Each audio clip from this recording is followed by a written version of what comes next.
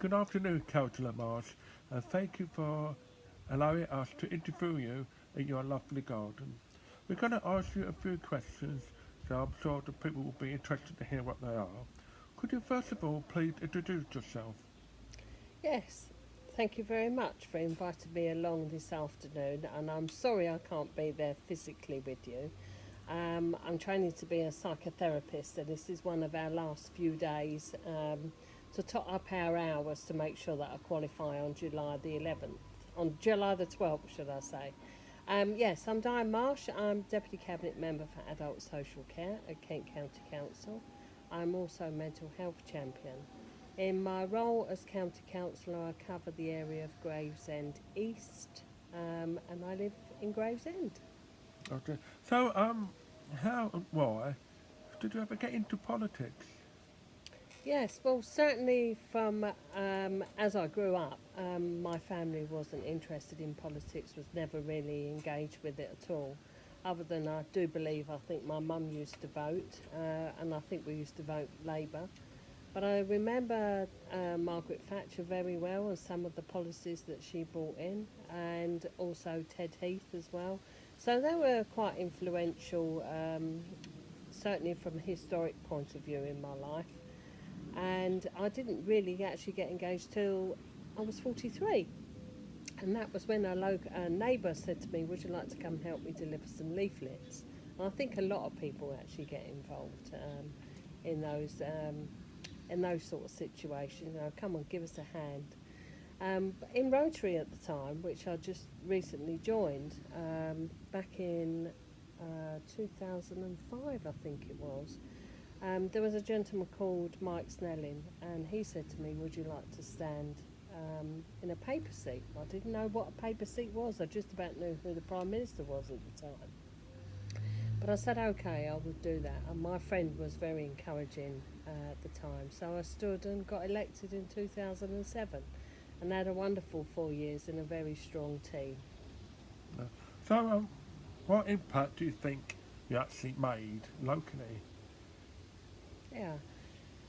Um, well, I hope I've had some positive influences on people's lives, certainly since 2007, in various different ways. But more recently, since 2016, I've become the mental health champion for Kent County Council, and that's very high on the political agenda at the moment. And there's a huge rhetoric um, around mental health services. I'm a registered mental health nurse and I trained back in 1983, and the world has changed enormously since then. And we're going for a massive transformation around mental health services, what it actually means, what mental health actually is, and access to services. So I'd like to think that I've got a strong voice in that area, and I'll try and support people gaining access and getting the right support at the right time locally. So I think I've had an impact in that area so far, but it could be anything from a pothole to a benefits form, um, to dogs running stray or dogs poo even. Can be a whole myriad of things. So I'd like to think I've had a positive impact. Yeah. What changes would you like to see for women in the political agenda?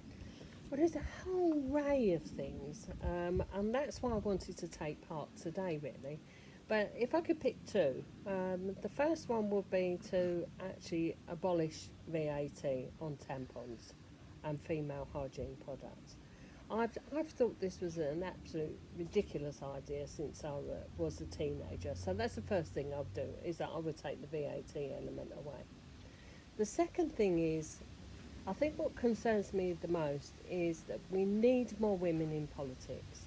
So not only women, but I think the equalities and diversity agenda, we should be influencing from a party perspective, and all parties should be readily engaged in this to reduce the barriers, to make sure that we can get more people that are representative of the communities that we're serving into politics. But we need to reduce the barriers to allow those people in. We don't have enough women at the top in politics or in business. Everybody knows this. I think we are getting there. It is getting better, We certainly need more women locally to be involved in politics, and we do realise there are barriers. And people have different lives; they don't always necessarily want to get engaged. But let's just say one of these days, like today, is hopefully going to encourage other people to come forward and actually stand in the local elections in the future. If you had any word to encourage others, especially the people watching this video, what would that word be? I would say don't be frightened and don't think that you're not good enough to actually stand to be a local councillor. Um, those were the two things really that were barriers to me in the beginning. I didn't think that I was good enough, that I needed to be an expert, and you don't need to be an expert at all. You need to be honest, you need to be open, and you need to care about people, and you need to want to make a positive influence in your local community. So I would say if you're thinking about it, sign up, get on board as soon as possible because we've got elections in 2019. Councillor Diane Marsh, thank you very much for your time. Thank you.